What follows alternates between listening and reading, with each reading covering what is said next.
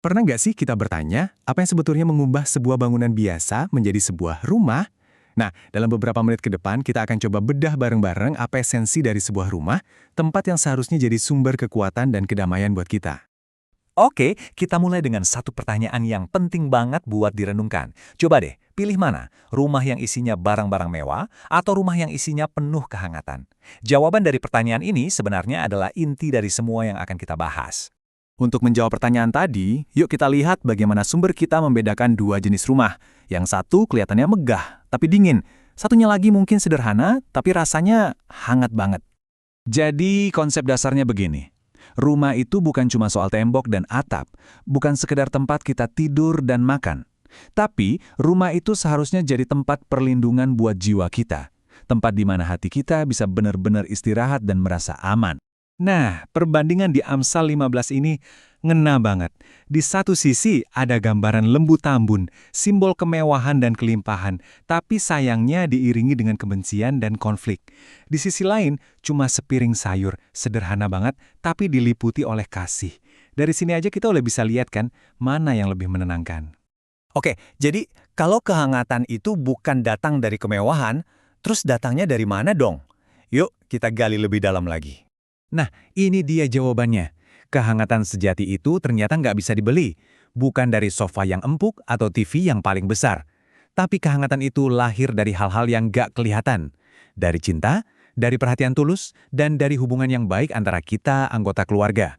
Dan efek dari kehangatan ini, wah jangan ditanya, dampaknya itu luar biasa. Ibaratnya, kehangatan rumah itu bisa jadi obat buat jiwa kita. Coba deh kita bayangin rasanya seharian di luar menghadapi macam-macam tantangan, terus kita pulang ke tempat di mana kita diterima apa adanya. Hati jadi tenang, pikiran jadi damai, dan semua beban rasanya jadi lebih ringan.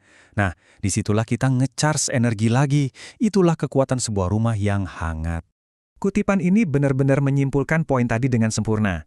Kegembiraan hati yang kita dapat di rumah, yang lahir dari cinta dan suasana yang positif, itu secara langsung bisa menyembuhkan dan menguatkan kita dari dalam. Beneran kayak obat. Pertanyaan selanjutnya, gimana dong caranya menciptakan rumah yang seperti itu? Apakah terjadi begitu saja? Tentu tidak. Yuk kita lihat langkah-langkah praktisnya. Nah ini yang harus kita ingat baik-baik. Rumah yang hangat itu nggak muncul tiba-tiba.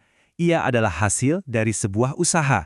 Sesuatu yang harus kita bangun, kita rawat setiap hari, lewat sikap dan tindakan kita masing-masing. Sumber kita ngasih 3 pilar praktis yang bisa kita coba. Pertama, dimulai dari cara kita bicara. Gunakan kata-kata yang penuh kasih. Kedua, latih kesabaran. Saat ada masalah, coba hadapi dengan kepala dingin. Dan ketiga, pengampunan. Belajar untuk melepaskan kesalahan, jangan disimpan. 3 hal ini adalah fondasi utamanya. Cerita singkat ini powerful banget ya. Ada seorang pria pekerja keras yang ditanya, apa sih rahasia dia bisa tetap kuat? Jawabannya sederhana, tapi dalam. Karena setiap malam, aku kembali ke rumah yang penuh cinta. Jadi kekuatannya untuk menghadapi dunia luar, itu ternyata bersumber dari tempat dia pulang. Dan ini membawa kita ke kesimpulan akhirnya, ke hasil terbesar dari sebuah rumah yang hangat. Ini pernyataan yang luar biasa. Ternyata, rumah yang hangat bukan cuma bikin hidup lebih bahagia, tapi juga bisa memelihara umur yang panjang. Kenapa? Karena di sanalah kita menemukan kedamaian dan kekuatan yang kita butuhkan untuk melewati berbagai badai kehidupan. Stres berkurang, jiwa lebih sehat. Oke, jadi mari kita rangkum poin-poin kuncinya. Pertama, kehangatan itu jauh lebih penting daripada kemewahan. Kedua, rumah yang penuh cinta itu adalah sumber ketenangan pikiran. Ketiga, kasih keluarga itu ibarat bahan bakar buat kita menjalani hidup. Dan yang terpenting, kehangatan itu adalah sesuatu yang harus kita bangun setiap hari. Sebagai penutup, saya mau tinggalkan Anda dengan pertanyaan ini untuk direnungkan. Bukan untuk besok atau lusa, tapi untuk hari ini juga. Apa satu langkah kecil, sekecil apapun, yang bisa Anda lakukan untuk membangun sedikit lebih banyak kehangatan di rumah Anda hari ini?